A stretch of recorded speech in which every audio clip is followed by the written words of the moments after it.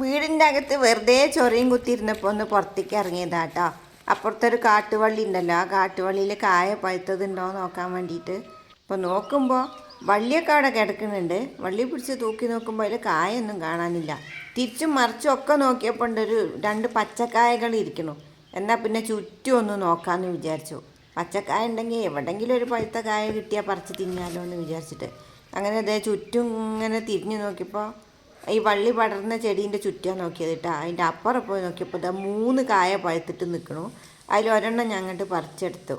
എന്നിട്ട് ഇതേ ഫോൺ ഒരു അഡ്ജസ്റ്റ്മെൻറ്റിൽ വെച്ചിട്ട് ചെടീൻ്റെ കൊമ്പത്തന്നെ വെച്ചിരിക്കുന്നത് ഞാൻ അവിടെ ഇരുന്നു. എന്നിട്ടൊന്ന് കഴിച്ച് നോക്കിയതാട്ടാ. കഴിച്ചപ്പോൾ ചെറിയൊരു പുളി മധുരമൊക്കെ കൂടി ആയിട്ടൊരു ടേസ്റ്റ്, പാഷൻ ഫ്രൂട്ടിൻ്റെ ഒക്കെ ഒരു ടേസ്റ്റ് കിട്ടാ. ഈ കായയ്ക്ക് പറയുന്ന പേരെന്താണെന്നൊന്നും എനിക്കറിയില്ല. മലപ്പുറത്തൊക്കെ അതിന് വേറെന്തോ പഴം പറയാമെന്ന് എൻ്റെ മുന്നത്തെ വീഡിയോയിലൊക്കെ കാണിച്ചിരുന്നു. അപ്പോൾ ഓക്കെ, ടാറ്റാ.